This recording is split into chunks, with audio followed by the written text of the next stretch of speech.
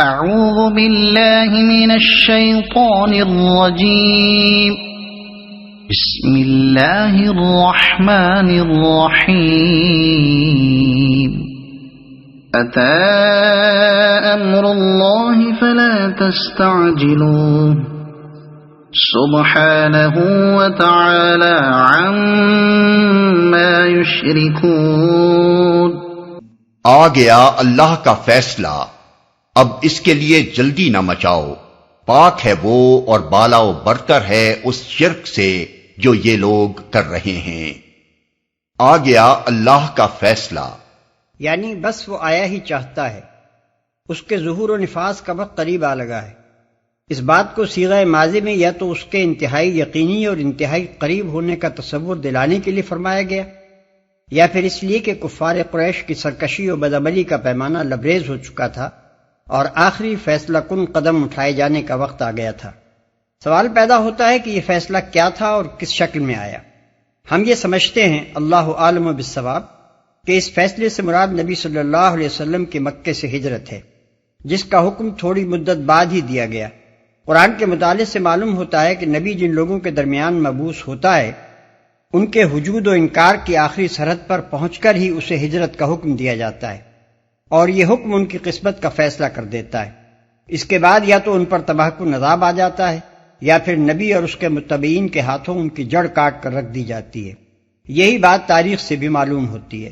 ہجرت جب واقع ہوئی تو کفار مکہ سمجھے کہ فیصلہ ان کے حق میں ہے، مگر 8-10 سال کے اندر ہی دنیا نے دیکھ لیا کہ نہ صرف مکے سے بلکہ پوری سرزمین عرب ہی سے کفر و شرک کی جڑیں اکھاڑ کر پھینک دی گئیں جو یہ لوگ کر رہے ہیں۔ پہلے فقرے اور دوسرے فقرے کا باہمی ربط سمجھنے کے لیے پس منظر کو نگاہ میں رکھنا ضروری ہے۔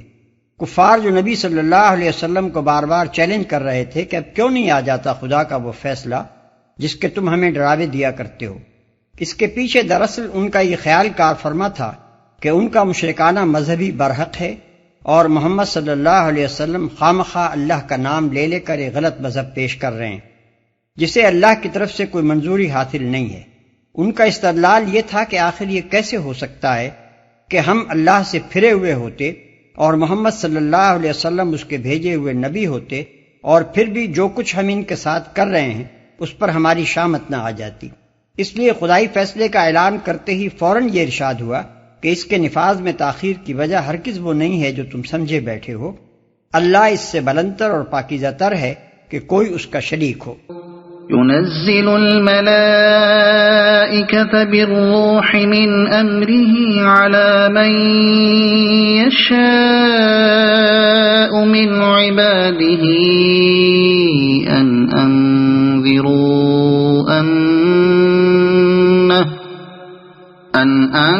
أنذروا أنه لا إله إلا أنا فاتقون۔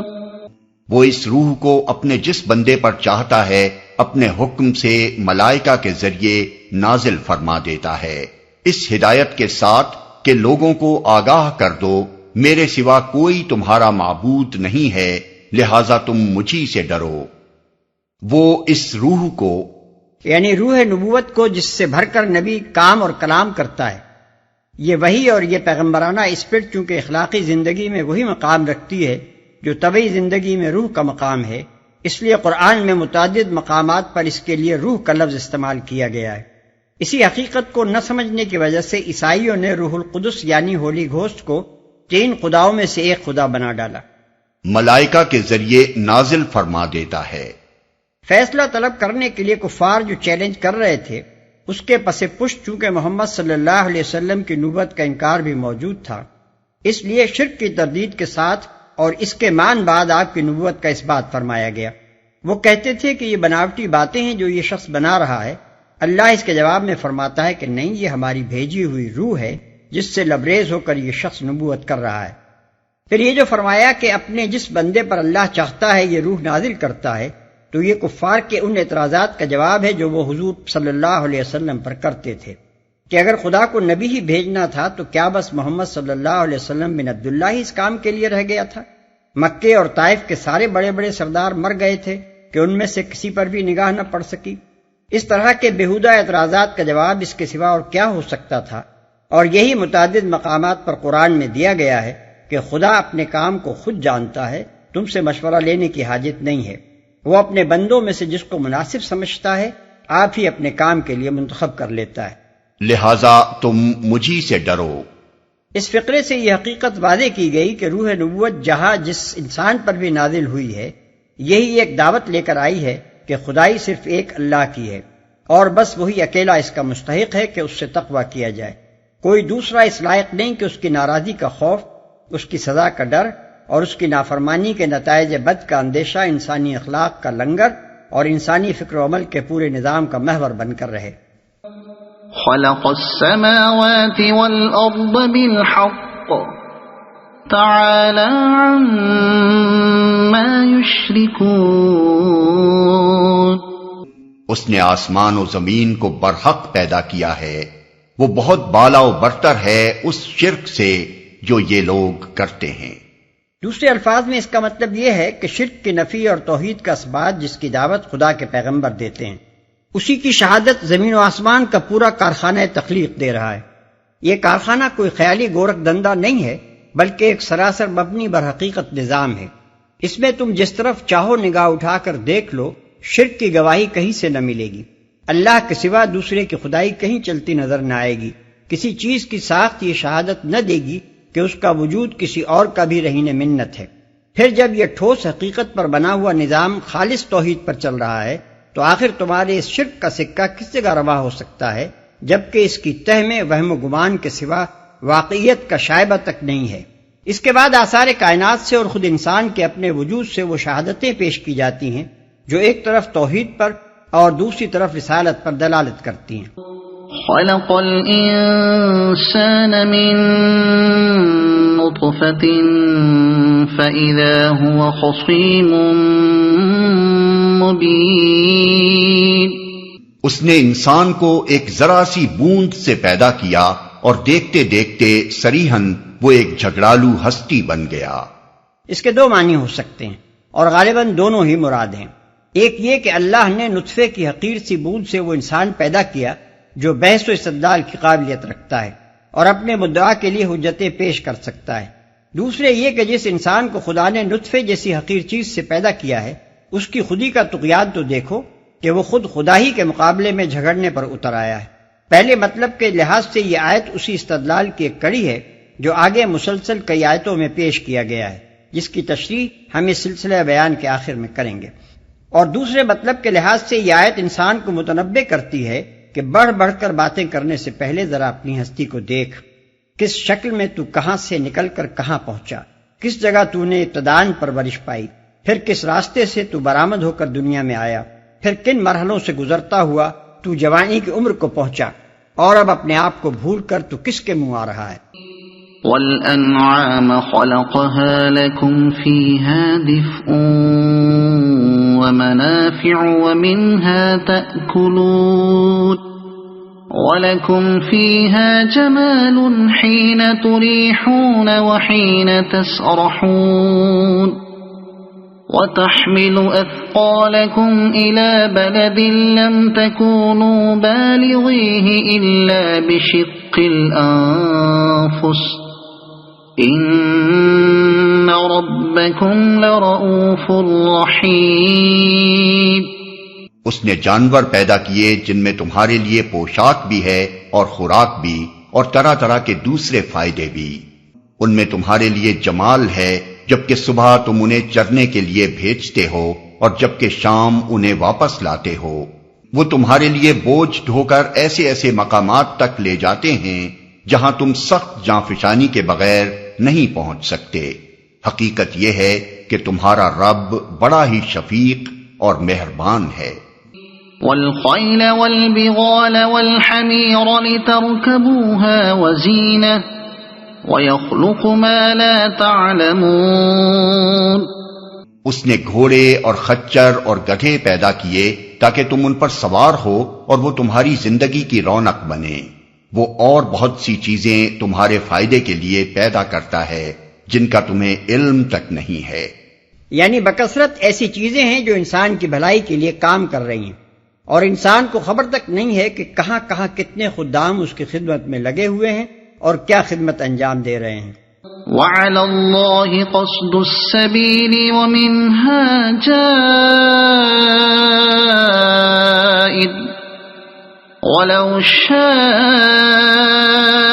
لهداكم أجمعين۔ اور اللہ ہی کے ذمے ہے سیدھا راستہ بتانا، جبکہ راستے ٹیڑھے بھی موجود ہیں۔ اگر وہ چاہتا تو تم سب کو ہدایت دے دیتا۔ راستے ٹیڑھے بھی موجود ہیں۔ توحید اور رحمت اور ربوبیت کے دلائل پیش کرتے ہوئے یہاں اشارتاً نبوت کی بھی ایک دلیل پیش کر دی گئی ہے۔ اس دلیل کا مختصر بیان یہ ہے، دنیا میں انسان کے لیے فکر و عمل کے بہت سے مختلف راستے ممکن ہیں اور عملاً موجود ہیں۔ ظاہر ہے کہ یہ سارے راستے بیک وقت تو حق نہیں ہو سکتے۔ سچائی تو ایک ہی ہے، اور صحیح نظر حیات صرف وہی ہو سکتا ہے جو اس سچائی کے مطابق ہو، اور عمل کے بے شمار ممکن راستوں میں سے صحیح راستہ بھی صرف وہی ہو سکتا ہے جو صحیح نظریہ حیات پر مبنی ہو۔ اس نظریے اور صحیح راہ عمل سے واقف ہونا انسان کی سب سے بڑی ضرورت ہے، بلکہ اصل بنیادی ضرورت یہی ہے، کیونکہ دوسری تمام چیزیں تو انسان کی صرف ان ضرورتوں کو پورا کرتی ہیں جو ایک اونچے درجے کا جانور ہونے کی حیثیت سے اس کو لاحق ہوا کرتی ہیں، مگر یہ ایک ضرورت ایسی ہے جو انسان ہونے کی حیثیت سے اس کو لاحق ہے۔ یہ اگر پوری نہ ہو تو اس کے معنی یہ ہیں کہ آدمی کی ساری زندگی ہی ناکام ہو گئی۔ اب غور کرو کہ جس خدا نے تمہیں وجود میں لانے سے پہلے تمہارے لیے یہ کچھ سر و سامان مہیا کر کے رکھا، اور جس نے وجود میں لانے کے بعد تمہاری حیوانی زندگی کی ایک ایک ضرورت کو پورا کرنے کا اتنی دقیقہ سنجی کے ساتھ اتنے بڑے پیمانے پر انتظام کیا، کیا اس سے تم یہ توقع رکھتے ہو کہ اس نے تمہاری انسانی زندگی کی اس سب سے بڑی اور اصلی ضرورت کو پورا کرنے کا بندوبست نہ کیا ہوگا؟ یہی بندوبست تو ہے جو نبوت کے ذریعے سے کیا گیا ہے۔ اگر تم نبوت کو نہیں مانتے تو بتاؤ کہ تمہارے خیال میں خدا نے انسان کی ہدایت کے لیے اور کون سا انتظام کیا ہے؟ اس کے جواب میں تم نہ یہ کہہ سکتے ہو کہ خدا نے ہمیں راستہ تلاش کرنے کے لیے عقل و فکر دے رکھی ہے، کیونکہ انسانی عقل و فکر پہلے ہی بے شمار مختلف راستے ایجاد کر بیٹھی ہے، جو راہ راست کی صحیح دریافت میں اس کی ناکامی کا کھلا ثبوت ہے۔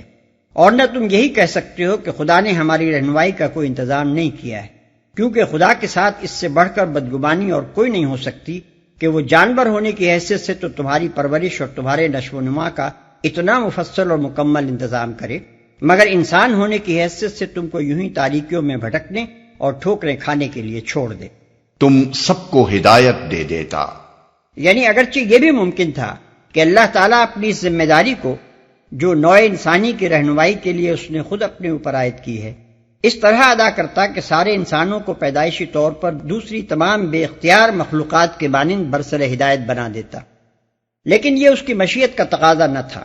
اس کی مشیت ایک ایسی ذی اختیار مخلوق کو وجود میں لانے کی متقاضی تھی جو اپنی پسند اور اپنے انتخاب سے صحیح اور غلط ہر طرح کے راستوں پر جانے کی آزادی رکھتی ہو۔